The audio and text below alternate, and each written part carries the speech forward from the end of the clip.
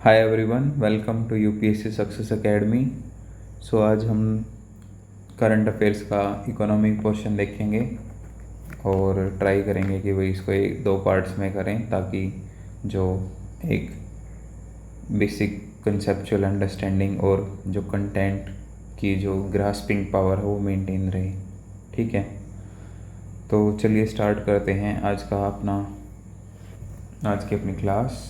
So our first topic is Competition Amendment Act 2023।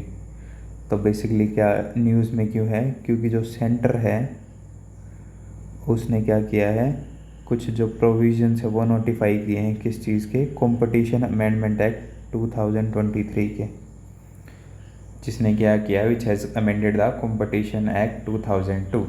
तो basically देख लेते हैं ये कॉम्पिटिशन एक्ट 2002 क्या है पहले। इससे पहले एक बार बैकग्राउंड देख लेते हैं कि भाई इससे पहले कौन से एक्ट थे और क्या था। हाँ, तो 1964 में मोनोपोलिस्टिक इंक्वायरी कमीशन बनी थी अंडर ए हाई कोर्ट जज। बेसिकली मेन पर्पज़ क्या था इस कमिटी का कि भाई देखना कि भाई जो कितने सेक्टर ऑफ इकोनॉमी वो मोनोपोली के अंडर है। तो उसके रिगार्डिंग एक्ट आया था हमारा monopolies and restrictive trade practices, MRTP act आया था कि भाई जो मोनोपोलिस्टिक टेंडेंसी है ना डिफरेंट सेक्टर्स ऑफ इकोनॉमी, इसको कम किया जा सके। तो बेसिकली जो कंपटीशन एक्ट है 2002 वो रिप्लेस करता है MRTP एक्ट को। सबसे मेन इंपॉर्टेंट चीज़ क्या है कंपटीशन एक्ट 2002 की, it provide for establishment of competition commission of India. ठीक है, और इस बेसिकली जो ये एक्ट है इसका एम क्या है, इसका मेन एम है act forbids anti competitive agreements. Basically जो एंटी कॉम्पिटिटिव एग्रीमेंट्स हैं उनको फॉरबिड करता है, और जो corporate abuse of dominant position है, भाई जो कॉरपोरेट है वो अपनी डोमिनेंट पोजीशन का फ़ायदा उठा के बेसिकली जो कंपटीशन कम करवाने की ट्राई करे उसको भी प्रिवेंट करता है। और बेसिकली क्या देखता है, कॉम्बिनेशंस वगैरह देखता है, जैसे कोई ये कंपनी दूसरी कंपनी को एक्वायर कर रही है या फिर उसकी जो एडमिनिस्ट्रेशन को कंट्रोल ले रही है या फिर उनका मर्ज हो रहा है, और देखते हैं कि भाई इन कॉम्बिनेशन से कोई नेगेटिव इम्पैक्ट तो नहीं पड़ रहा कंपटीशन पे इंडिया में। तो कंपटीशन एक्ट हमारा हो गया। बेसिकली क्या करता है कि भाई जो एंटी कॉम्पिटिटिव एग्रीमेंट्स हैं या फिर जो भी कॉरपोरेट अपने पोजीशन का डोमिनेंट फ़ायदा उठाते हैं या फिर जो कॉम्बिनेशन है डिफरेंट कि उनकी वजह से कोई नेगेटिव इम्पैक्ट नहीं होना चाहिए कंपटीशन में। तो जो हमने ऊपर देखा था कि भाई जो 2002 था उसके अंडर एक कंपटीशन कमीशन ऑफ इंडिया बनी थी।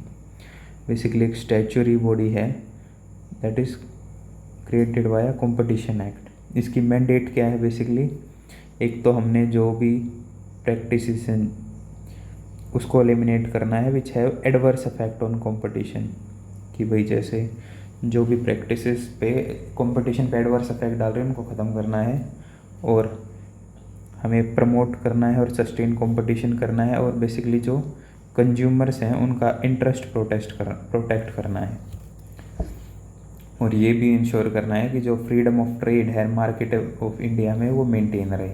ठीक है, तो मेन चीज़ क्या है, आजकल जो क्वेश्चन आ रहे हैं वो आ रहे हैं कि भाई जैसे competition commission of India is under which ministry, तो ये it is under ministry of corporate affairs. ये काफ़ी इंपॉर्टेंट है। तो कंपोजिशन क्या है, इसमें एक चेयरपर्सन होगा और एटलीस्ट 2 to मैक्सिमम 6 मेंबर होंगे जो कि कौन अपॉइंट करेगा, सेंट्रल गवर्नमेंट, और बेसिकली उनकी टर्म ऑफ ऑफिस 5 ईयर या फिर 65 year which ever it is earlier. Power क्या है, ये बेसिकली इंक्वायर कर सकता है इन सर्टन एग्रीमेंट्स या फिर कम्बिनेशन या फिर डोमिनेंट पोजीशन ऑफ एंटरप्राइज, या फिर ये मतलब अगर इसने कोई ऑर्डर दिया है तो अपनी जो भी इसने मिस्टेक की है इन पास्ट उसको भी रेक्टिफाई कर सकता है, और अगर कोई इसके जो कमीशन का ऑर्डर फॉलो नहीं करती तो उसके लिए फ़ाइन और इम्प्रिजनमेंट भी है। ठीक है, हाँ, तो ये तो हमने देख लिया कि वो ये न्यूज़ में क्यों था, कंपटीशन एक्ट क्या था, और जो इसके अंडर जो स्टैच्यूटरी बॉडी बनी थी उसका क्या मेन फंक्शंस वगैरह थे। तो बेसिकली अब जो नया एक्ट आया है कंपटीशन अमेंडमेंट एक्ट 2023, उसमें क्या क्या चेंजेस हुए हैं। एक तो जो डेफिनेशन है कॉम्बिनेशन की वो एक्सपेंड कर दी है। पहले क्या था, बस कॉम्बिनेशन जैसे किसी चीज़ का मर्जर एक्विजिशन ये सब था। अब इसमें जो वो भी ट्रांजेक्शन इंक्लूड कर दी हैं जो कि अबव ₹2000 करोड़ है, कि बेसिकली कोई भी अगर 2000 करोड़ के वो ट्रांजेक्शन है वो भी इस कॉम्बिनेशन में इंक्लूड कर दी हैं। सबसे मेन इम्पोर्टेंट क्या है कि जो टाइम लिमिट थी फॉर अप्रूवल ऑफ कॉम्बिनेशन उसको रिड्यूस कर दिया है, 110 डेज से 150 डेज कर दिया है। ठीक है। तो इसके रिगार्डिंग क्या है कि जो कंपटीशन कमीशन ऑफ इंडिया उसको अपना ओपिनियन देना होता है विदिन 30 डेज। अगर वो अपना ओपिनियन नहीं देती तो वो ऑटोमेटिकली अप्रूव हो जाता है कॉम्बिनेशन। ठीक है। अनदर क्या है, बेसिकली जो एक्सपेंशन है ऑफ स्कोप ऑफ कार्टेल, वो भी जो स्कोप ऑफ कार्टेल है वो भी एक्सपेंड हो गया है to include hub and spoke arrangement in it. Another thing is grievance redressal क्या है इसमें एक्ट में, और पेनल्टी प्रोविजंस क्या है। बेसिकली सबसे अब ये भी काफ़ी इम्पोर्टेंट पॉइंट है कि एक जो एंटी कॉम्पिटिटिव कंडक्ट है ना उसके अगेंस्ट हमें कंप्लेन फाइल करनी पड़ती है विदिन 3 ईयर्स। जिस डेट से, जैसे आज कोई एंटी कॉम्पिटिटिव कंडक्ट किया किसी कंपनी ने कि भी अपनी डोमिनेंट पोजीशन का फ़ायदा उठाया या फिर कोई ऐसा काम किया जिससे जो भी अनकॉम्पिटिटिव है, तो हमें आज की डेट के नेक्स्ट 3 साल तक हम उसकी अगेंस्ट कंप्लेंट फाइल कर सकते हैं। ठीक है, ये बोल रहा है limited period of filing information. और दूसरा क्या है कि जो पेनल्टी है that has been increase from 1 crore to 5 crore, 5 crore तक की पेनल्टी लगा सकते हैं। अभी आपने पीछे से न्यूज़ देखी हो तो देखा होगा कि भाई जो कंपटीशन कमीशन ऑफ इंडिया है उसने गूगल पर एंटी कॉम्पिटिटिव प्रैक्टिसेस का काफ़ी एक ह्यूज वो पेनल्टी लगाई थी, जो फिर उसने एनक्लेट में भी फर्दर अपील की थी। फिर एनक्लेट उसने भी फर्दर वो किया था कि हाँ भाई जो भी कंपटीशन कमीशन ऑफ इंडिया ने पेनल्टी लगाई वो सही है। ठीक है। तो अनदर इम्पोर्टेंट थिंग क्या है, हाँ, और जो पेनल्टी है किस पे बेस है, ग्लोबल टर्नओवर पे। ठीक है, क्योंकि जो भी कंपनी का जो भी एमएनसी का ग्लोबल टर्नओवर है उसके ऊपर होगी पेनल्टी, ना कि एक स्पेसिफिक ज्योग्राफिकल लोकेशन पे। ठीक है। और जो ऑफेंसेस हैं, कंपाउंडिंग ऑफ ऑफेंस, कि भाई सर्टन ऑफेंस हैं उनको हम कंपाउंड कर सकते हैं। कंपाउंडिंग का मतलब होता है कि बेसिकली कॉम्प्रोमाइज़ रीच होना, और वो कॉम्प्रोमाइज़ एक कंपनसेशन भी हो सकता है या फिर कुछ नॉन एक्सक्लूसिव मॉनेटरी नेचर। ठीक है, ये क्यों करते हैं, कॉम्प्रोमाइज़ क्यों रीच करते हैं, ताकि जो लिटिगेशन प्रोसेस है उसको अवॉइड किया जा सके। ठीक है। अनदर थिंग क्या है कि भाई लीनियंसी भी आई है रिजीम में।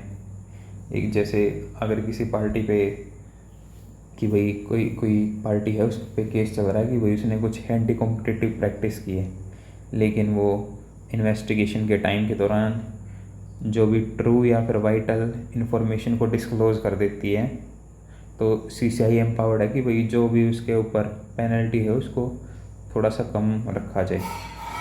ठीक है, कम किया जाए। और बेसिकली अनदर इम्पोर्टेंट थिंग क्या है, जो certain offences and that has been decriminalised. Why, ताकि जो basically ease of doing business है वो इंक्रीज़ हो। Ease of doing business increase होगी तो बेसिकली जो एफडीआई है, फॉरेन से बाहर से एफडीआई आएगी, और बेसिकली और भी कई सारी चीज़ें होंगी। जो फॉरेक्स इंक्रीज़ होगा, जो हम बेसिकली जो वॉलेटिलिटी है रुपीज़ की वो भी रोक सकेंगे। ठीक है, जैसे और जो फेलियर, अगर कोई बॉडी फेल हो जाती है to comply with order of CCI and direction of director general with anti competitive agreement and abuse of dominant position. ठीक है, जो ये ऑफेंसेस हैं ये। अदर प्रोविजंस क्या हैं कंपटीशन अमेंडमेंट एक्ट की। बेसिकली जो कंपटीशन अमेंडमेंट एक्ट है वो परमिट करता है कि जो कंपटीशन कमीशन ऑफ इंडिया है टू क्लोज इंक्वायर कि बेसिकली जो प्रोसीडिंग चल रही है ना उसको क्लोज कर दें। अगर जो एंटरप्राइज है वो सेटलमेंट ऑफर करने की कोशिश कर रहा है या फिर कोई कमिटमेंट कर रहा है कि भाई हम अपने उसमें ये स्ट्रक्चरल या फिर बिहेवियरल वो चेंजेस लेके आएंगे, तो क्या है ये मैंने एक बार दोबारा बता देता हूँ।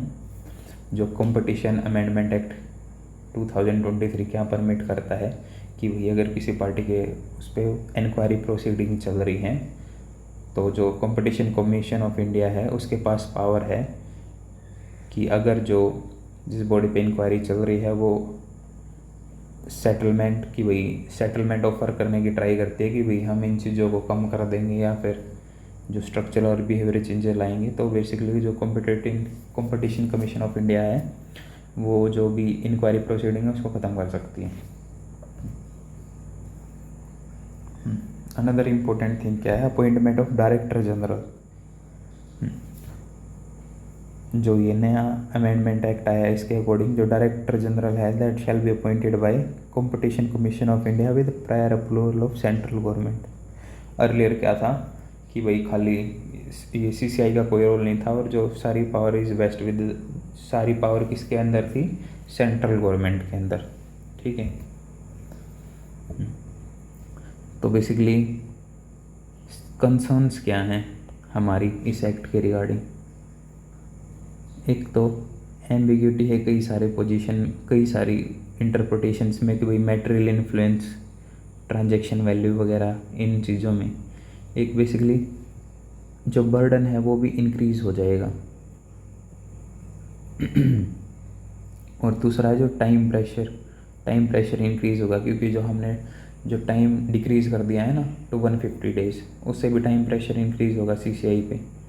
और इंक्रीज बर्डन क्यों होगा, बेसिकली क्योंकि हमने जो 2000 किया वो अब वो वगैरह जो 2000 करोड़ से वो ट्रांजेक्शन है वो भी इंक्लूड कर दिए इसमें।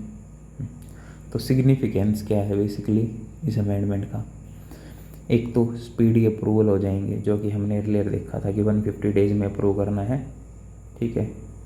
दूसरा फेयर कंपटीशन। जो एक्ट ये क्या कर रहा है, क्या इंश्योर करने की ट्राई कर रहा है कि जो लार्ज स्केल मर्जर हैं या फिर एक्विजिशन ट्रांजैक्शन है उसकी वजह से कोई एंटी कॉम्पिटिटिव प्रैक्टिस या फिर फेयर कंपटीशन पे कोई नुकसान नहीं होना चाहिए। कि भाई जो ये एक्ट क्या इंश्योर कर रहा है कि लार्ज स्केल मर्जर या फिर एक्विजिशन ट्रांजैक्शन के कारण जो फेयर कंपटीशन वगैरह हिंडर नहीं होना चाहिए और जो बेसिकली एंटी कॉम्पिटिटिव प्रैक्टिस हैं वो नहीं होनी चाहिए। हायर पेनल्टीज़ हमने देखा कि भाई 1 करोड़ से 5 करोड़ कर दी है, इससे क्या होगा कि बेसिकली डेटरेंस इंक्रीज होगा कि भाई कि इन फ्यूचर पार्टी ट्राई करेंगे कि भाई ऐसी एंटी कॉम्पिटिटिव प्रैक्टिस ना करें। Another is increase in jurisdiction कैसे बेसिकली जो नंबर ऑफ ट्रांजैक्शंस थी अंडर मर्जर कंट्रोल ज्यूरिडिक्शन वो इंक्रीज़ होगी, तो बेसिकली ज्यूरिडिक्शन इंक्रीज़ होगी। एक फास्टर रेजोल्यूशन वो कैसे होएगा, फास्टर रेजोल्यूशन कैसे होगा, बेसिकली हमने क्या कर दिया कि भाई जो सेटलमेंट्स या फिर कमिटमेंट एडीआर मैकेनिज्म इन्वॉल्व कर दिया ताकि जो फास्टर सेटलमेंट और कमिटमेंट्स हों, ठीक है। तो कंक्लूजन क्या देना है, जो अमेंडमेंट्स है ना वो फॉरवर्ड लुकिंग है and they are capable of handling competition law issue of the future. कि भाई जो अमेंडमेंट्स हैं वो फॉरवर्ड लुकिंग है और बेसिकली जो फ्यूचर के इश्यूज़ हैं उनको भी कैपेबल हैं हैंडल करने के लिए। और हमारा नेक्स्ट फेज़ के रिफॉर्म क्या होना चाहिए कि भाई जो भी फ़िलहाल जो एम्बिग्यूटी आएंगी ना उसको ट्राई करें कि उन एम्बिग्यूटीज़ को फ्यूचर उसमें कम करते रहें, बस। ये हमारा हो गया फर्स्ट टॉपिक। तो अनदर इम्पोर्टेंट टॉपिक, वैसे तो इम्पोर्टेंट तो क्या है कुछ इसमें इतना ज़्यादा खास है नहीं, हाँ। तो क्या है second topic, that is transition from London interbank offered rate, that is LIBOR. तो बेसिकली न्यूज़ में क्यों है, जो आरबीआई है उसने एक एडवाइजरी इशू की है बैंक्स को और आरबीआई रेगुलेटेड एंटिटीज़ को, किसके रिगार्डिंग कि भाई उन्हें कंप्लीट ट्रांजिशन करना है फ्रॉम लिबोर फ्रॉम 1 जुलाई, ठीक है। तो बेसिकली और क्या न्यूज़ में है, जो लिबोर है और जो MI4 है that is Mumbai interbank forward outright rate, उसको will be phased out by June 30। जो ये Mumbai interbank forward outright rate है, ये बेसिकली डोमेस्टिक इंटरेस्ट रेट है, जो कि कौन पब्लिश करता है, फाइनेंशियल बेंचमार्क इंडियन लिमिटेड। एक बार मैं बता देता हूँ ये लिबोर क्या है क्या।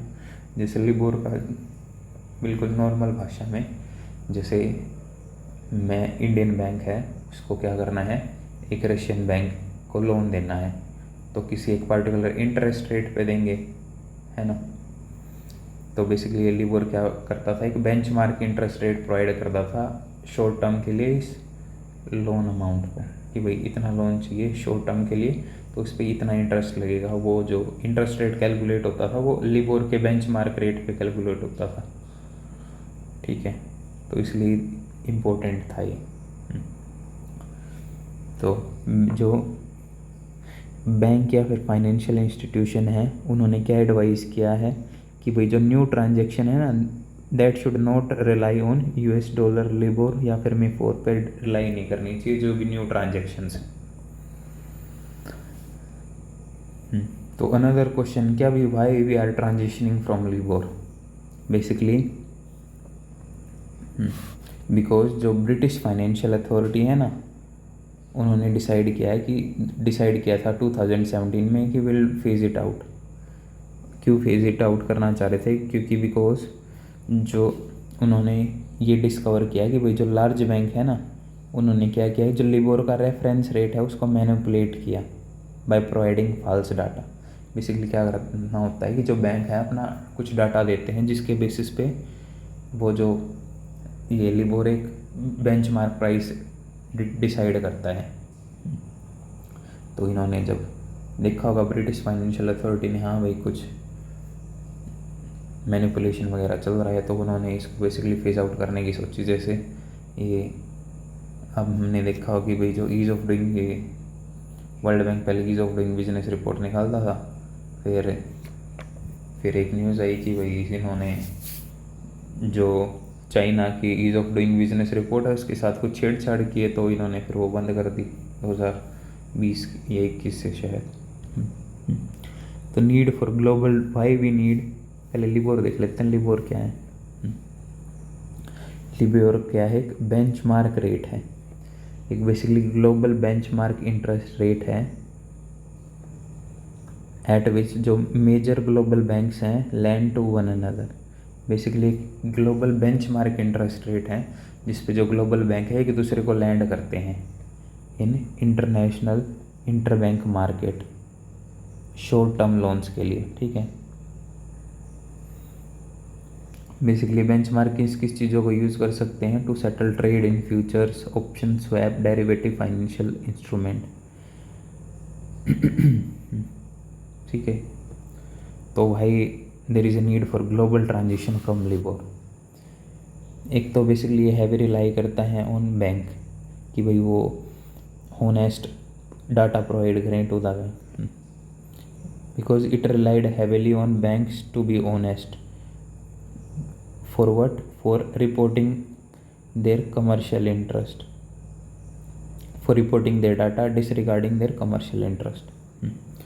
तो 2012 में भी एक इन्वेस्टिगेशन हुई थी जहाँ पे जो मल्टीपल बैंक्स ने क्या करा था कि वही जो लिबोर को मैनिपुलेट करने की कोशिश की थी। और जो 2008 में फाइनेंशियल क्राइसिस हुआ उसमें भी बेसिकली जो यूज़, उसमें भी लिबोर को रिस्पॉन्सिबल माना जाता है। क्यों रिस्पॉन्सिबल माना जाता है लिबोर को, बेसिकली जो यूज़ था और and abuse of credit defaults का यूज़ और अब्यूज़ किया गया था, जो कि which was set using LIBOR. अब ये CDS आगे फ्यूचर में देखेंगे हम, ओके। हाँ, तो एडिशनल ट्रांजिशन बेनिफिट क्या है इंडिया में, एक तो जो फाइनेंसिंग कॉस्ट है वो रिड्यूस हो जाएगी, बिकॉज जो कैलकुलेशन ऑफ रेफरेंस रेट है वो मोर रोबस्ट एंड ट्रांसपेरेंट हो जाएगा अब। तो बेसिकली लोगों को यूँ, मतलब जो कंपनीज़ वगैरह हैं या फिर जो बैंक हैं उनको एक फ्यूचर आइडिया होगा कि भाई ये जो इन फ्यूचर इंक्रीज़ होने वाला है या डिक्रीज़ होने वाला है, तो फाइनेंसिंग कॉस्ट ऑटोमेटिकली डिक्रीज़ हो जाएगी। Another important thing is reduced borrowing cost, कि बेसिकली इससे बोरोविंग कॉस्ट भी रिड्यूस हो जाएगी। अनदर इम्पोर्टेंट बेनिफिट क्या है इंडिया के लिए, मोर कंपटीशन, बिकॉज अगर ये फेज आउट करेंगे तो हम इसके अल्टरनेटिव रेफरेंस भी लेके आने पड़ेंगे, जिसकी वजह से मे भी जो कंपटीशन है मार्केट में वो इंक्रीज़ हो। ठीक है। तो बेसिकली एफआई ये हमने ऊपर देखा था कि वही जो मिबोर है उसको कौन कंट्रोल करता है, that is financial benchmarking limited rate.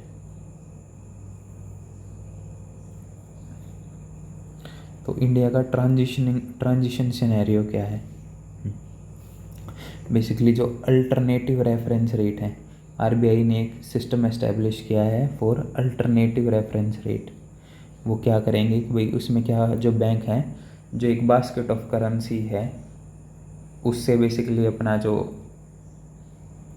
Reference rate choose कर सकते हैं, उसमें से एक बास्केट ऑफ एडमिनिस्ट्रेशन, जैसे ये है, ये बास्केट ऑफ करेंसी है और जो सेंट्रल बैंक है in different basket of currency को as a alternate reference rate use कर सकते हैं। तो आरबीआई हैज़ एडेड मिमी 4 to the list of significant benchmark administered by FBIL. और ये मिमी 4 क्या है, मॉडिफाइड मुंबई, इंडिया का है ये, modified Mumbai interbank forward outright rate. अब जो मुंबई मिबोर था वो लिबोर पे बेस्ड था, तो अब वो फेज आउट हो गया, तो हम क्या कर रहे हैं, अनदर सिग्निफिकेंट बेंचमार्क ऐड कर रहे हैं इन इंडियाज लिस्ट। ठीक है। और इसके रिगार्डिंग एक इसके अंदर क्या है, फॉल बैक क्लॉज भी है। आरबीआई ने पुश करा है कि we should have an insertion of fallback clause. Basically fallback clause क्या है कि जैसे अगर कोई रेफरेंस अभी पब्लिश नहीं हो रहा तो हम उसको रिवाइज कर सकें इन फ्यूचर। ठीक है। जैसे अभी बिल्कुल इन्हें लिबोर फेज आउट करना पड़ेगा, लेकिन ये फॉल बैक क्लोज होता तो क्या होता, तो इसको इस लिबोर को ही फर्दर ये रिवाइज कर सकते थे। ठीक है, ताकि जो बेसिकली ट्रांसपेरेंसी और कंसिस्टेंसी मेंटेन रहे बस। तो चैलेंजेस क्या हैं ट्रांजिशन में, एक तो identifying and adopting suitable ARR to replace LIBOR, ये भी एक इम्पोर्टेंट चैलेंज है कि भाई हमें कौन सा यूज़ करना चाहिए, यूएस का सोफर, यूरोप का यूरिबोर या फिर जापान का टीबोर। ठीक है। Another is addressing fall back. अगर जो बास्केट ऑफ करेंसी हैं वो काफ़ी सारी होंगी तो जो बैंक और फाइनेंशियल इंस्टीट्यूशन है उनको एसेस करना पड़ेगा कि भाई कौन सा ARR सूटेबल है फॉर स्पेसिफिक प्रोडक्ट। और इससे क्या होगा कि भाई जो प्रोविजंस हैं वो अपडेट करने पड़ेंगे डिफरेंट लेवल पे, जो कि एक कॉम्प्लेक्स थिंग है। ठीक है। इन्वेस्टमेंट इन ट्रांजिशन, बेसिकली अगर हम लिबोर से ट्रांजिशन करेंगे तो जो इंटरनल सिस्टम प्रोसेस या मॉडल हैं जो अर्लियर लिबोर पे बेस्ड थे, हमें उनमें भी एडजस्टमेंट करनी पड़ेगी और नेसेसरी टेक्नोलॉजिकल अपग्रेड्स भी करने पड़ेंगे हमारे सिस्टम में, ताकि जो डे टू डे ऑपरेशन हो वो डिसरप्ट ना हो। अनदर इज लिक्विडिटी चैलेंजिंग, जो ARR की वजह से क्या हो सकता है, it might lead to market inefficiencies and impact price. ठीक है। तो ये सब था लिबोर में। वैसे इतना कुछ यूँ ज़्यादा खास, बस हमें भी पता होना चाहिए कि भाई जो लिबोर और मिफोर हैं आरबीआई उनको फेज आउट करने की कोशिश कर रहा है, बस फेज आउट कर चुका है, जो कि जून 30 से फेज आउट हो जाएंगे। ठीक है।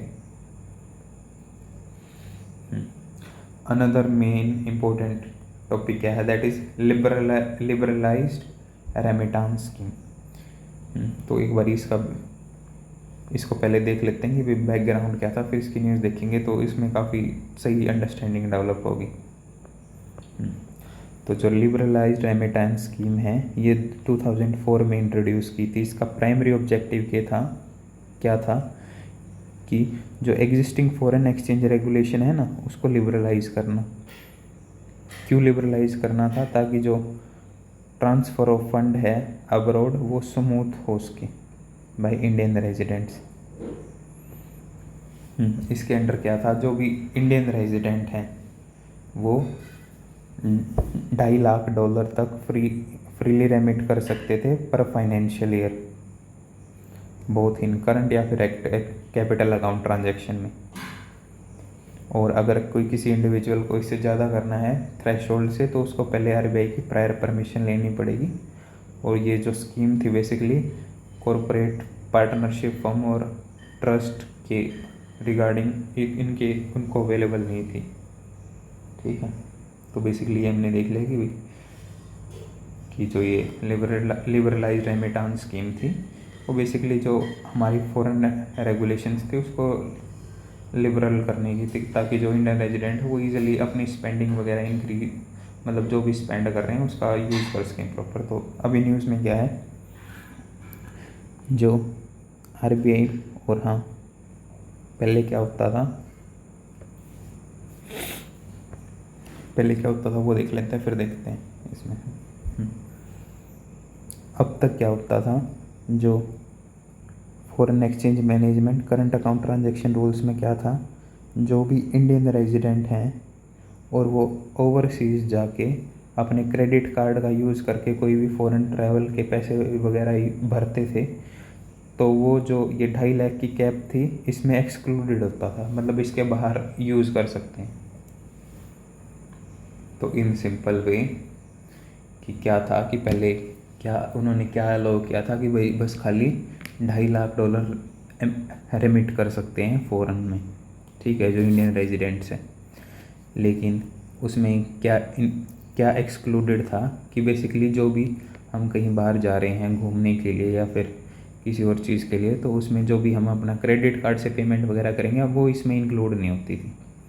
अब इन्होंने क्या किया है, वो जो oversee use of credit card है बाय इंडियन रेजिडेंट वो इस लिमिट के अंदर ही इंक्लूड कर दिया है गवर्नमेंट ने, इसलिए इतना ज़्यादा न्यूज़ में। ठीक है, तो इसका सबसे मेन इफेक्ट किसको पड़ेगा, जो basically high net worth individuals हैं जो फॉरेन विजिट करते हैं, उनकी स्पेंडिंग पे काफ़ी ज़्यादा इस पे अफेक्ट पड़ेगा इस चीज़ का। तो इसकी एप्लीकेबिलिटी क्या है, जो यूनियन बजट था 2013 टू 23-24 उसने प्रपोज किया था कि भाई 5% tax deduction tax collection at source होना चाहिए फॉर फॉरेन रेमिटांसेस 7 लाख के ऊपर, किस फील्ड में, toward education and medical treatment. अगर बेसिकली हम 7 लाख रुपए भेज रहे हैं फॉर एजुकेशन या फिर मेडिकल ट्रीटमेंट, तो उस पर 5% टैक्स कलेक्शन एट सोर्स होना चाहिए। और अगर कोई इस फॉरेन रेमिटांस से कोई एसेट वगैरह खरीद रहे हैं और वो 24 मंथ्स ओल्ड है, तो उस पर basically 24% tax collection at source लगेगा। ठीक है, तो ये था इसका। तो another our main topic is insurance sector. तो बेसिकली ये न्यूज़ में क्यों है, जो IRDA चीफ था उसने बोला है कि we are working to introduce a new plan. और ये न्यू प्लान में क्या है कि वही बेसिकली बीमा ट्रिनिटी इंट्रोड्यूस करने की ट्राई कर रहे, एक प्लान बनाने की कोशिश कर रहे हैं रिगार्डिंग बीमा ट्रिनिटी, जिसमें जो जनरल और लाइफ इंश्योरेंस फर्म्स हैं दोनों कवर्ड होंगे।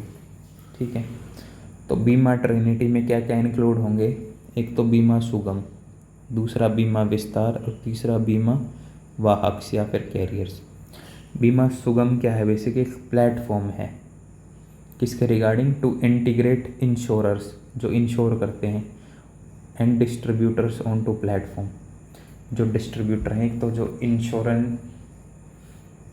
बेसिकली इंश्योरर और डिस्ट्रीब्यूटर को इंटीग्रेट करने के लिए एक प्लेटफॉर्म पे क्या बनाया है, बीमा सुगम बेसिकली एक वन स्टॉप शॉप है किसके लिए, कस्टमर के लिए who are at later stage pursue service request and settlement. ये इतनी कुछ ज़्यादा इंपॉर्टेंट नहीं है, बस ऊपर की लाइन थोड़ा सा कि बीमा सुगम क्या है कि भाई जो इंश्योरर हैं और डिस्ट्रीब्यूटर हैं उनको इंटीग्रेट करेंगे एक सिंगल प्लेटफॉर्म पे। बीमा विस्तार क्या है, बीमा को विस्तार कर रहे हैं, मीन्स एक्सपेंड कर रहे हैं।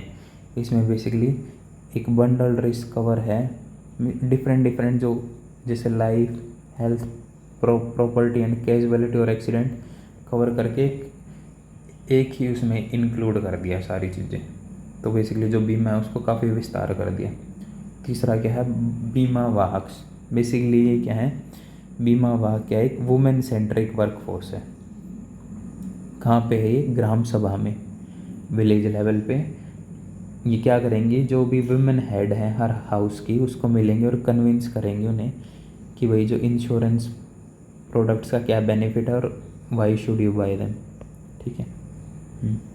तो उसके रिगार्डिंग, बीमा वाक्स के रिगार्डिंग कुछ ड्राफ्ट गाइडलाइंस भी आई हैं, जिसका प्राइमरी ऑब्जेक्टिव क्या है कि भाई जो इंश्योरेंस इंक्लूजन हो और बेसिकली अवेयरनेस जनरेशन हो एवरी ग्राम पंचायत रिगार्डिंग इंश्योरेंस। इससे क्या होगा कि बेसिकली जो एक्सेसिबिलिटी है या फिर अवेलेबिलिटी है insurance every nook and corner, वो इम्प्रूव होगी कि भाई हर नूक एंड कॉर्नर में इंश्योरेंस होगा, इंश्योरेंस की अवेलेबिलिटी होगी। ठीक है। अब करंट स्टेटस क्या है इंश्योरेंस सेक्टर का, ये काफ़ी इंपॉर्टेंट है। मेंस पॉइंट से आप अगर इंश्योरेंस सेक्टर का क्वेश्चन आ जाता है तो आप इसको एज ए इंट्रोडक्शन यूज़ कर सकते हैं कि भाई जो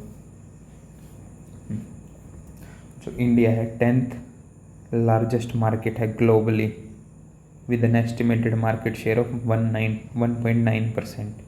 ठीक है। और जो इंश्योरेंस डेंसिटी है इंडिया में, that has increased from $11.1 to 91 in 2021। और जो इंश्योरेंस पेनिट्रेशन है वो कितना इंक्रीज़ हुआ है, फ्रॉम 2.7% टू 4.2% इन 2021। और जो insurance penetration life insurance sector में हुआ वो ट्वाइस वो जो ग्लोबल एवरेज से उससे भी ज़्यादा है हमारा। ठीक है। तो जो हमने ये दो टर्म देखी, इंश्योरेंस डेंसिटी और इंश्योरेंस पेनिट्रेशन, को भी देख लेते हैं। इंश्योरेंस पेनिट्रेशन का मतलब है कि कितने इंश्योरेंस प्रीमियम है पर जीडीपी, कि अगर ये हमारी जीडीपी है तो इसके अकॉर्डिंग हमारे कितने इंश्योरेंस प्रीमियम, उसका रेशो। और इंश्योरेंस डेंसिटी का मतलब है कि कितने टोटल इंश्योरेंस प्रीमियम हैं एज पर होल पॉपुलेशन। ठीक है। तो हमारे ग्रोथ ड्राइवर्स क्या हैं इंश्योरेंस सेक्टर के इन इंडिया। सबसे इम्पोर्टेंट है कि जो इंडिया है 10th लार्जेस्ट इंश्योरेंस मार्केट है इन वर्ल्ड, जो कि 6th लार्जेस्ट हो जाएगी इन 2032 में। तो क्या क्या फैक्टर्स हैं, तो फेवरेबल डेमोग्राफी। बेसिकली जो 50% ऑफ इंडियन पॉपुलेशन है वो वर्किंग एज ग्रुप में है, जो कि 56% हो जाएगी 2022 में। और इसलिए तो यंग पॉपुलेशन है, तो इसलिए जो insurance sector will increase in future. दूसरा जो मिडिल क्लास है वो उसका एक्सपेंशन हो रहा है।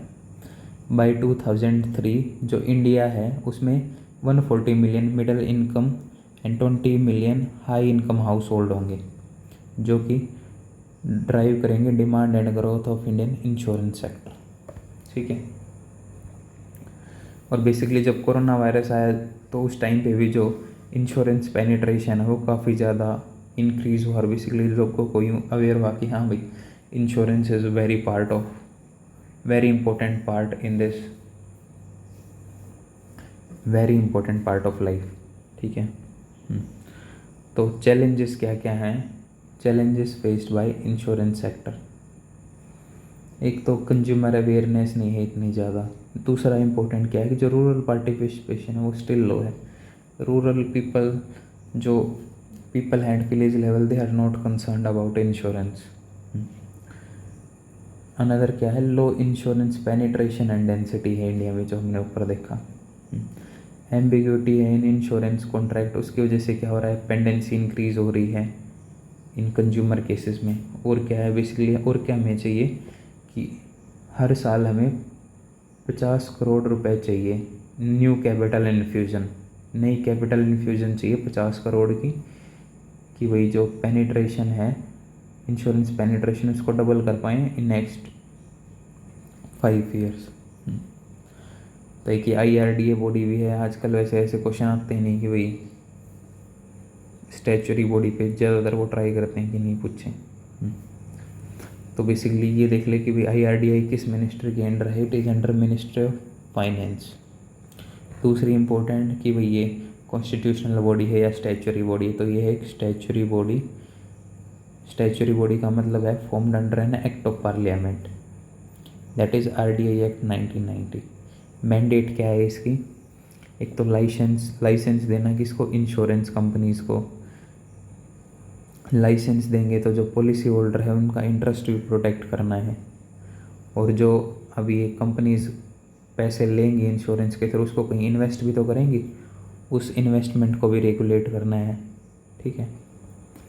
Entities regulated by IRDAI, life insurance, general insurance agency, intermediate. ठीक है। तो गवर्नमेंट इनिशिएटिव्स क्या हैं, अंडर आयुष्मान भारत, प्रधानमंत्री जन आरोग्य योजना, 230 मिलियन बेनिफिशरीज को बेसिकली हम आयुष्मान कार्ड दे चुके हैं।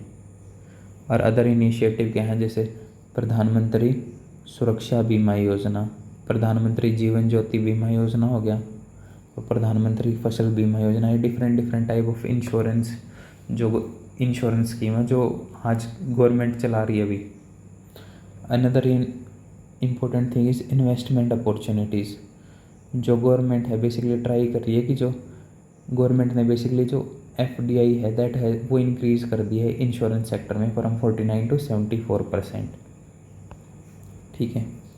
तो बेसिकली कंक्लूजन क्या है इस चीज़ का, जो RDI का एम क्या है कि वही जो UPI लाइक मूवमेंट लाए, जिससे रिगरस ट्रांसफॉर्मेशन हो in the insurance sector through this बीमा ट्रिनिटी प्लान।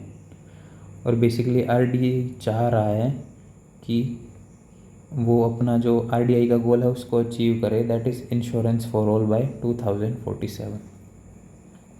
ठीक है। तो अनदर इम्पोर्टेंट थिंग क्या है इज श्योरिटी बॉन्ड। तो बेसिकली जो RDI है उसने नॉर्म्स रिलैक्स कर दिए हैं रिगार्डिंग श्योरिटी बॉन्ड। क्यों किए हैं, ताकि जो श्योरिटी की इंश्योरेंस मार्केट है वो एक्सपेंड हो सके।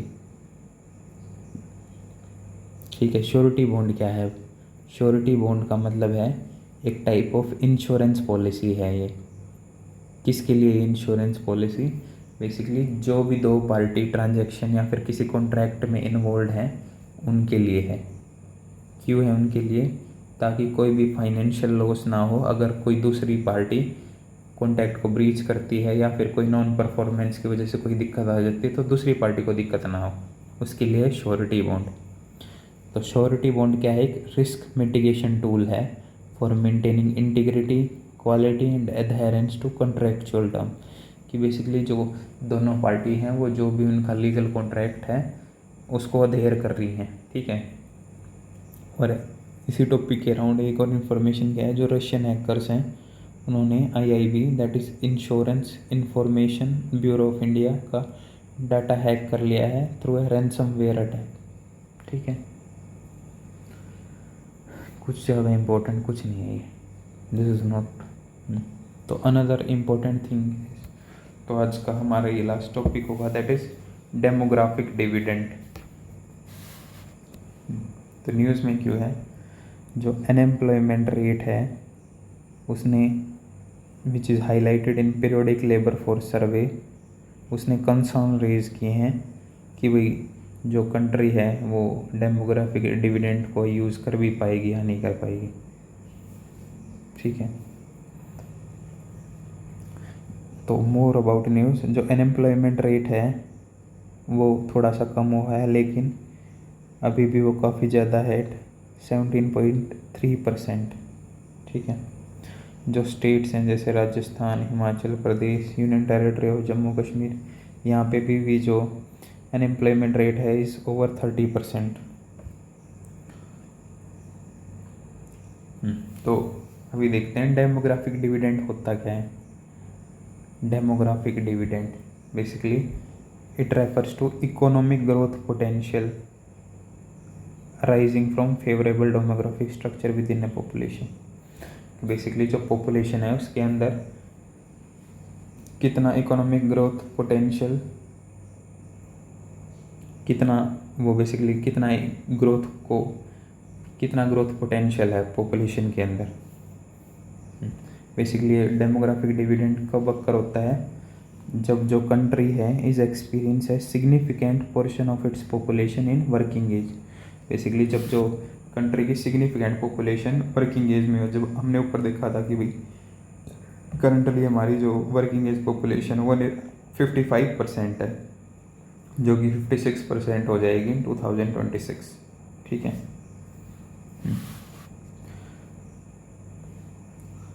और जो डिपेंडेंस है वो काफ़ी कम हो।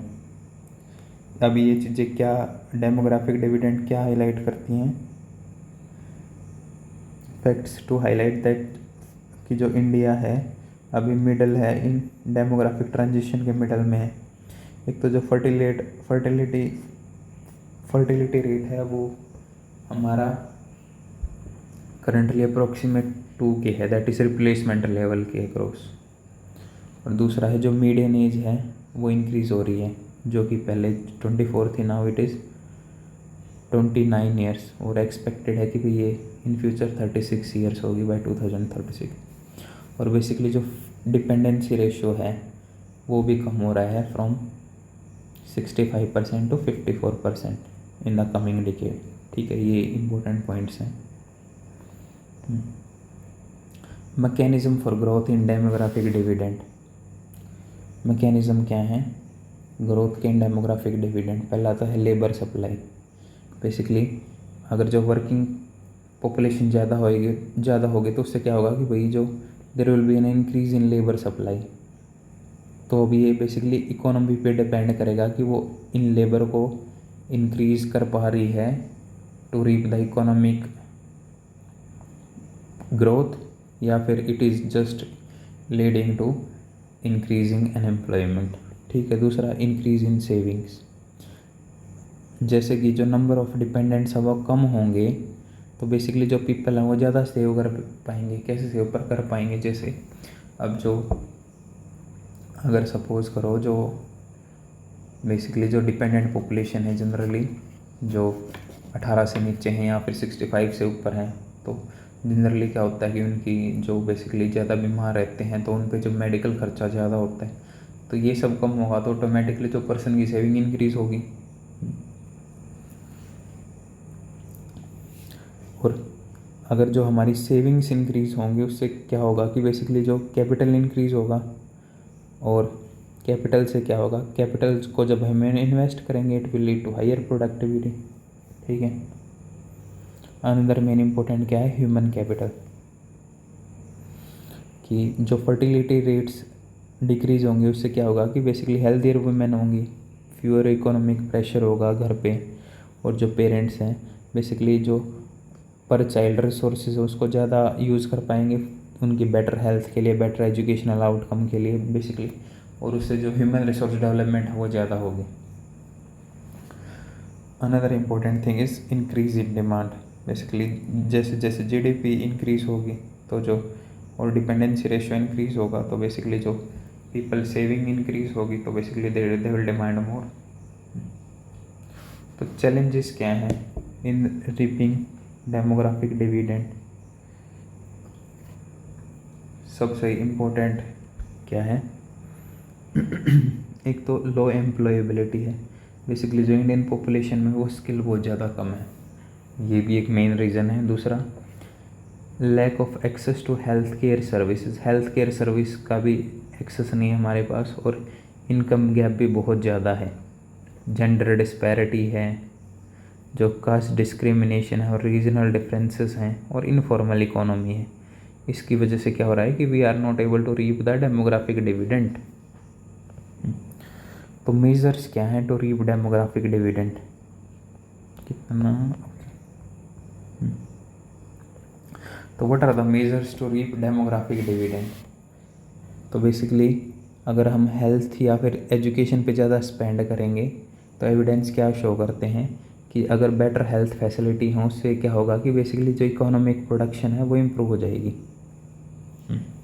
फर्दर अगर हम इन्वेस्टमेंट में एजुकेशन में इन्वेस्टमेंट करेंगे तो उससे क्या होगा कि जो वर्किंग एज पीपल हैं they will be prepared for the demand of the economy, कि भाई इकोनॉमी में जिस चीज़ की डिमांड है उसके लिए प्रिपेयर्ड होंगे। अगर हमें जो अपना डेमोग्राफिक डिविडेंड है उसको रीप करना है तो we have to increase female workforce participation. अगर जो भी वुमेन एंगेज हैं डोमेस्टिक ड्यूटीज़ में, अगर वो विलिंगली उनके पास जॉब होती तो working participation would increase by about 20%। इसको एज एग्जाम्पल लिख सकते हैं या फिर केस स्टडी कि India can learn from South Korea where जो female work for participation rate of 50% has been build on. ठीक है, इंडिया में कितना है, बहुत ज़्यादा कम। तो बेसिकली हमें क्या करना चाहिए, जो जेंडर बजटिंग पे एनालाइज करके फोकस उसका डाटा और उसका इम्पैक्ट देखने चाहिए पॉलिसीज़ पे। बेसिकली जो इंक्रीजिंग चाइल्ड बेनिफिट्स हैं उनको देखना चाहिए, और बूस्टिंग टैक्स इंसेंटिव कि भाई लोग जो पार्ट टाइम ज़्यादा जॉब लें। गवर्नेंस की क्या रिफॉर्म होने चाहिए, एक तो basically effective policy regarding migration, ageing, skill development, urbanisation उसको इम्प्लीमेंट करना चाहिए ताकि जो हम अपना डेमोग्राफिक डिविडेंड है उसको रीप कर सकें।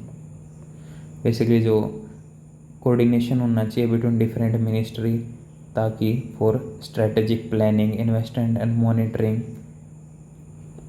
और बेसिकली जो सबसे ऊपर क्या इश्यू था कि भाई स्किल्स नहीं थी, तो जो ये स्किल गैप है इसको ब्रिज करना चाहिए by providing vocational skill, internship,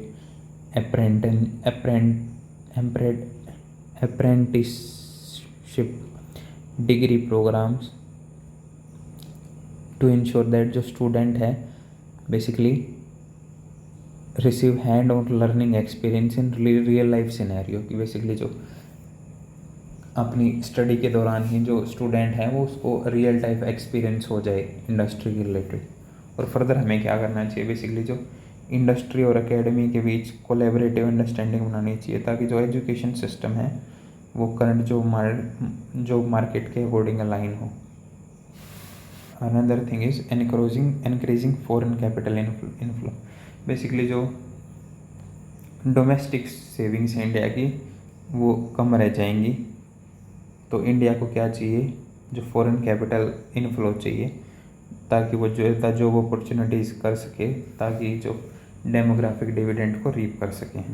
ठीक है, और हमें और स्टेप क्या क्या लेने चाहिए, basically flexible labour market policy होनी चाहिए, फाइनेंशियल रिफॉर्म होनी चाहिए, एफिशिएंट एलोकेशन ऑफ कैपिटल होना चाहिए, इंफ्रास्ट्रक्चर पे हमारा फोकस होना चाहिए। ये स्टेप्स लेने चाहिए हमें। ठीक है, तो ट्रांजिशन और अनदर मेन इम्पोर्टेंट है basically we should transition from the agriculture sector. और ये कैसे कर सकते हैं, बेसिकली अपना जो मैन्युफैक्चरिंग सेक्टर है उस पर ज़्यादा फोकस करके। मैन्युफैक्चरिंग सेक्टर क्या करेगा, जो भी एक्सेस लेबर आएगा एग्रीकल्चर सेक्टर से उसको अब्जॉर्ब कर लेगा। ठीक है, तो बेसिकली सेकंड डेमोग्राफिक डिविडेंड ये देख लेते हैं कि भाई सेकंड डेमोग्राफिक डिविडेंड क्या होता है। जो फर्स्ट डेमोग्राफिक डिविडेंड कब अक्कर होता है, जब जो डेमोग्राफी ट्रांजिशन में होती है, जब जो वर्किंग एज पॉपुलेशन इंक्रीज हो रही होती है और जो डिपेंडेंट्स है वो डिक्रीज हो रहे थे। जबकि जो सेकंड डेमोग्राफिक डिविडेंड है वो कब रिजल्ट करता है, when increase in adult longevity, जब जो पर्सन है वो वर्किंग एज पॉपुलेशन ज़्यादा टाइम के लिए